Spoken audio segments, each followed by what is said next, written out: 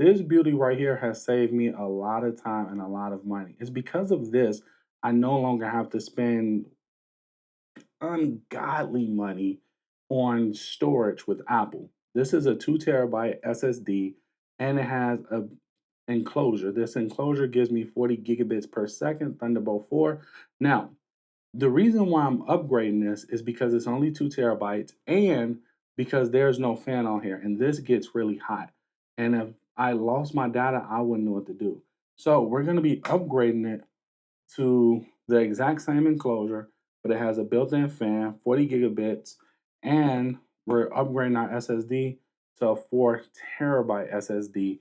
And this will allow me to be able to use it for a long time to come.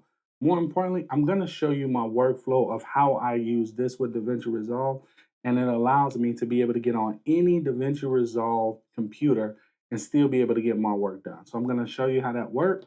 But first, we're going to build this out. Let's get to it. All right. So when it comes to building this out, honestly, I do feel like this is a straightforward process. Now, I didn't grab any tools because, well, I'm assuming that we don't need any tools, but if we do, I can always get up and get some. It's not a big deal.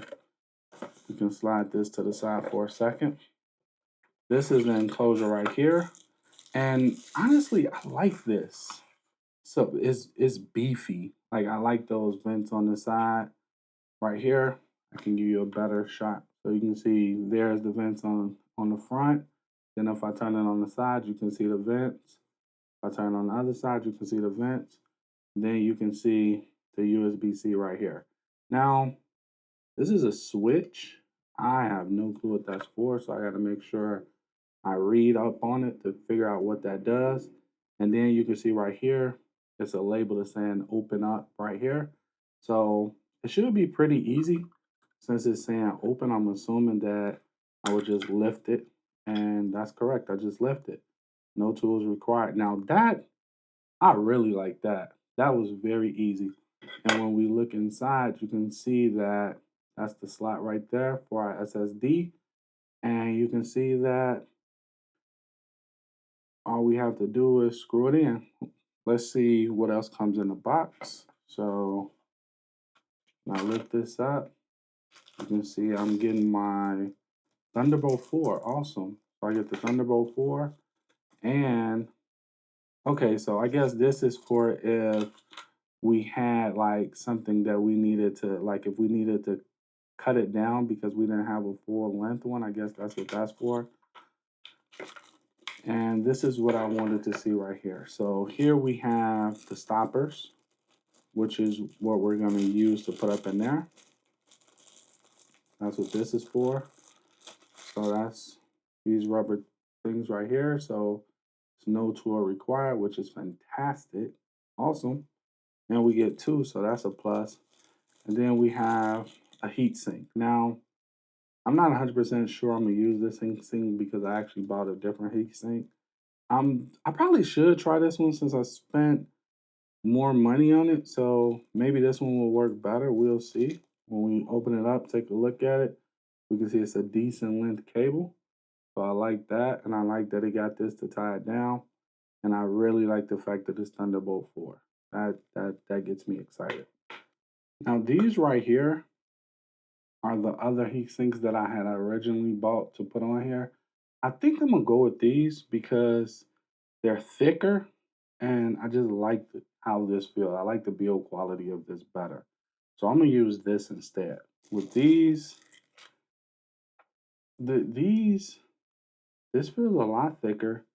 This feels a lot thinner.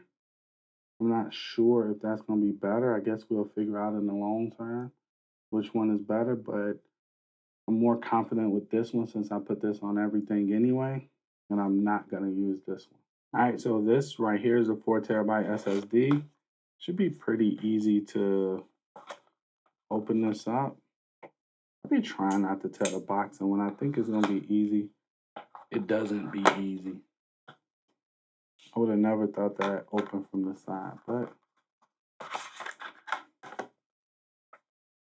all right, so inside of here, oh, everything is inside the actual packaging. Oh, wow.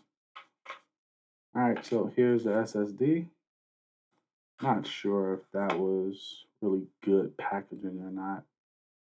And I'll give you a close up. So this is the SSD right here, 4 TB. I mean, it looks, well, looks like a SS, it looks like a SSD card. And this boy gets hot. So this is why I grabbed a fan. I have one of these also inside of here, but the only difference is inside of here, it's only a 2 TB. This is a 4 TB. This is gonna put it right here at an angle. Once it's at that angle, you're gonna hear that pop. Once you hear that pop, we're gonna push it down. We're going to grab this. 1 second, we're going to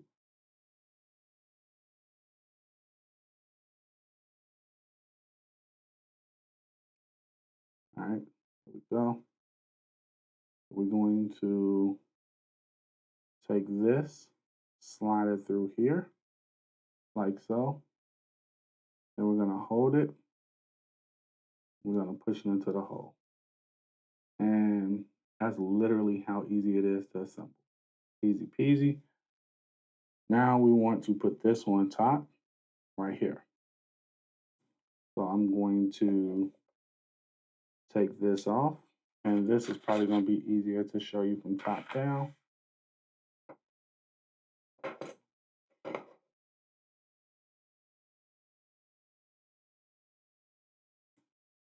So let's just see. That covers that. Seems like they cover the same amount. I'm going to grab this one. Yeah,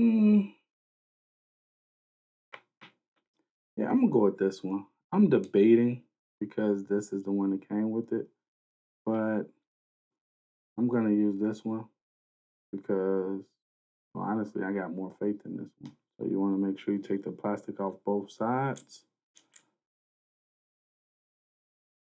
And then after that, you can just lay it down. Try to make it as long as possible. Make sure we get all of it. Then after that, we can just reassemble it.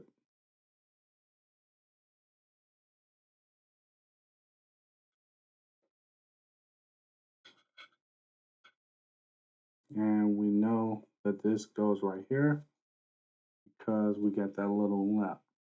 We got that little lip right here. So we know this is the part that we use to open it. And we know that this right here, on this side says open. So if we just put it back like so, and it should fall right into place like it did. And now it's in there.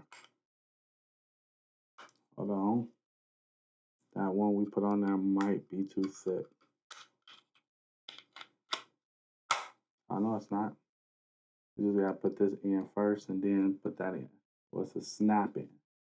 And that's it. That's the bill right there. This is now a 4 TB SSD.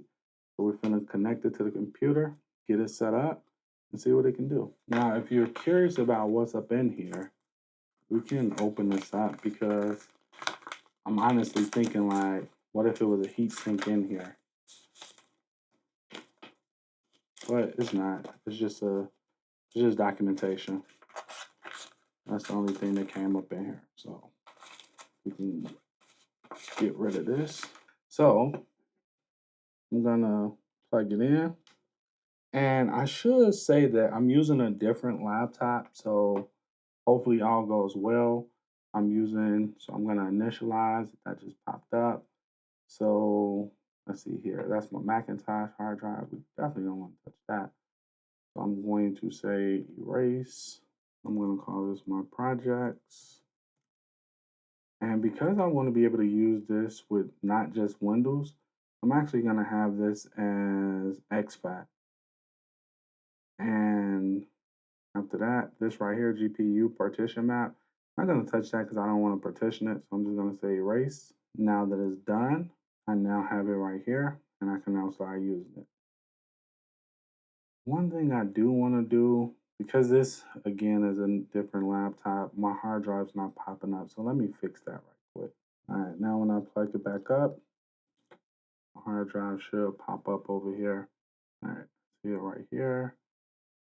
And I don't see it popping up over here where I need it to. So I'm not gonna worry about it for right now. As long as I know I can access it via Finder, I'm okay. Actually, I think because I'm using this screen, I think this screen app, this recording software that I'm using is cleaning my window. Because when I tell you my desktop is super junky right now, it is. This is a different laptop that I'm setting up. So the fact that it's not showing lets me know that there's not anything wrong with the laptop. It's the software that I'm using to record, making it look like I have a clean screen, which I appreciate that. So here's my projects right here. Now I'm fin to plug this one up, and they're both going to be on Thunderbolt 4. So we'll see how long it takes for this to transfer over. Plug it up. Should pop up over here. I actually open up another Finder window.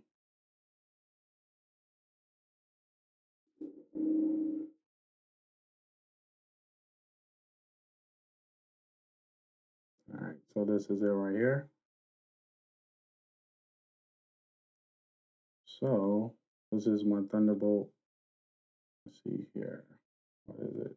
Click on Thunderbolt and just make sure I'm up under my projects. I'm gonna grab this and drop it all over here. So you can see we're transferring 1.89 terabytes, and it's gonna take 33 minutes. So we're gonna let this do its thing, and I'm actually gonna minimize this while it's doing its thing because I wanna show you because I'm not sure how long this will last. So while this is working, what I want to do is I want to open up Resolve.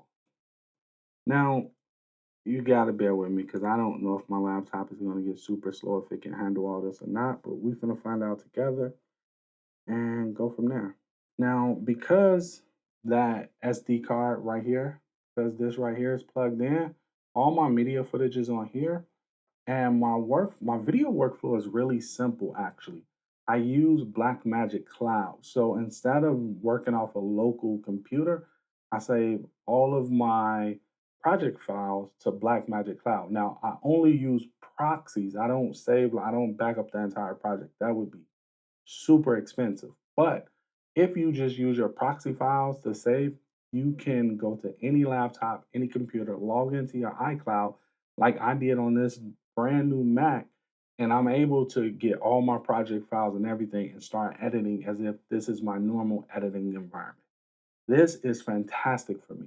Now, I'm not sure if you can do that on Premiere or Final Cut Pro. I don't know if I'm being honest, and honestly, I'm not leaving DaVinci Resolve, so I guess I don't really need to know. But this for me, game changer. This allows me to not have to concern myself with how much storage I have.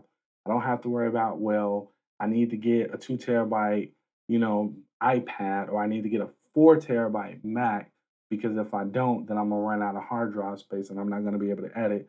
Then I gotta wait to offload those videos before I can put something else. Like this eliminates everything. And when you're editing from an SSD, that's the equivalent of editing from your laptop for the most part. Now, before someone correct me in the comments, I'm very much so aware. I know that a native SSD inside of a laptop, for the most part, will 9 times out of 10 always be an external hard drive. However, if you do a build like this, you're going to get two things. You're going to get faster speeds than you would get if you did an SSD where you just bought an external Samsung drive or something like that.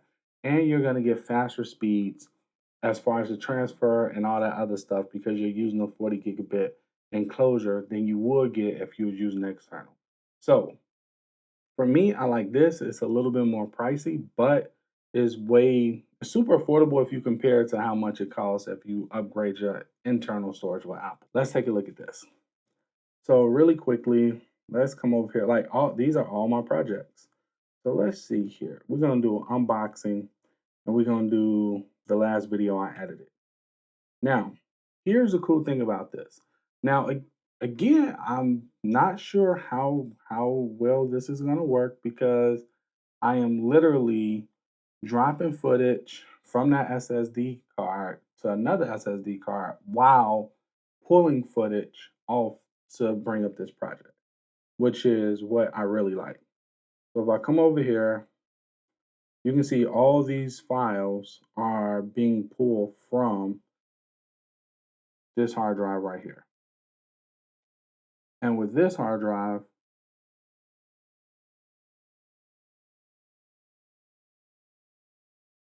I can't even hear the fan spinning.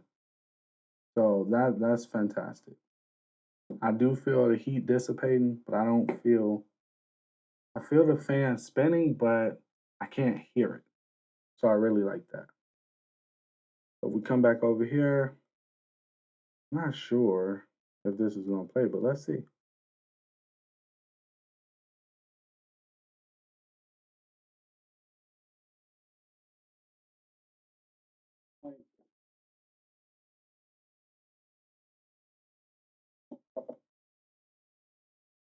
Yeah, I could scrub through it, but it's not gonna play for me.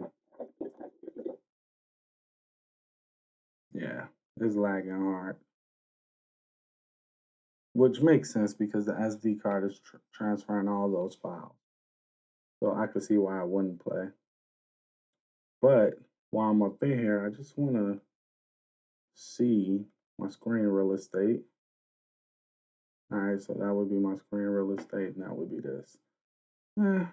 It's not that bad.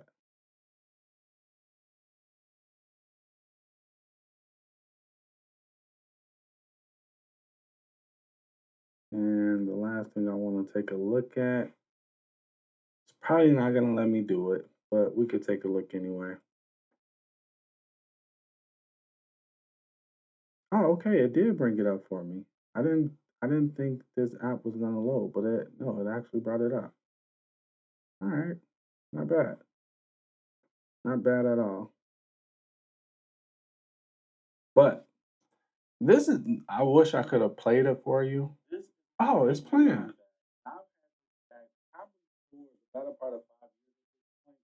This was one of my very first bags that I got. Oh wow! And the problem I am shocked that this is actually playing.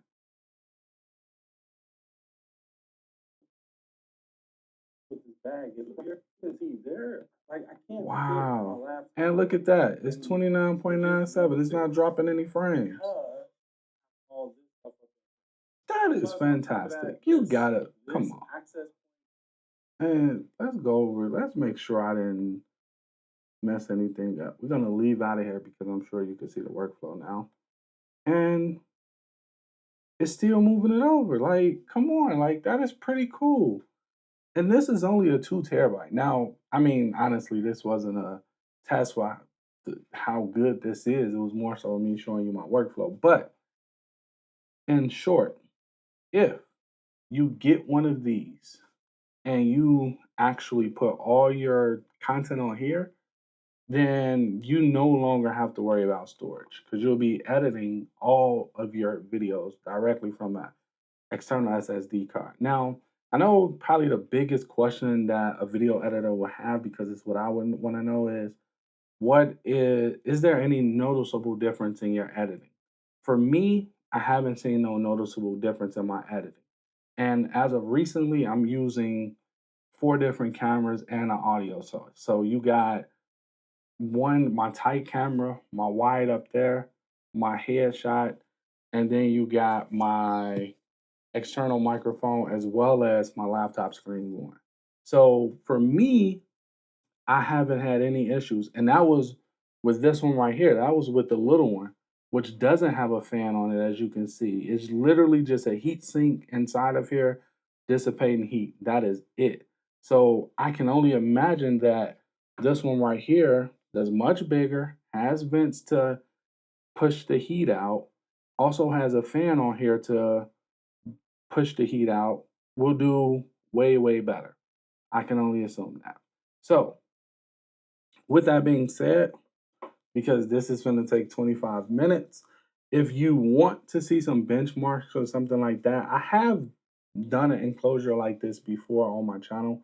I'll link it up below if you want to see some benchmarks or anything like that. But honestly, for me, is I don't really concern myself with benchmarks. What I concern myself with is how good is it and does it get the job done for what I needed to get done?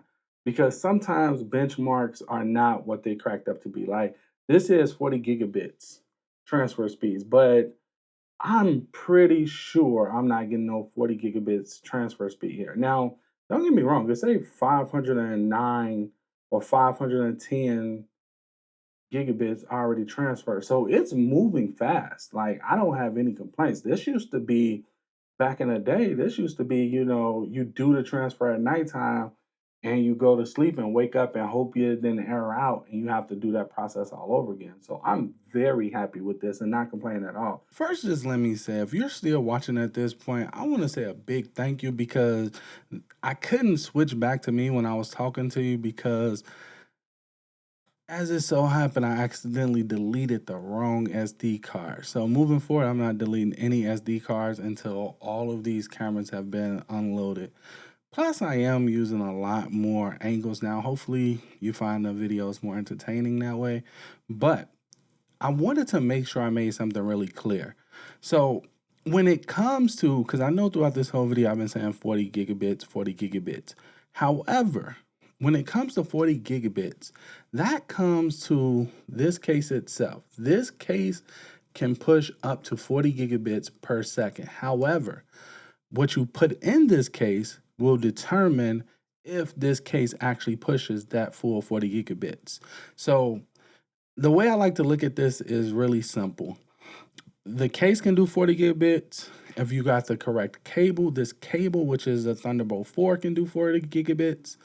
However, this SD card cannot do 40 gigabits. It can only do 7,450 megabits, which is equivalent to like seven and a half. Well, it's a little short of 7.5 gigabits.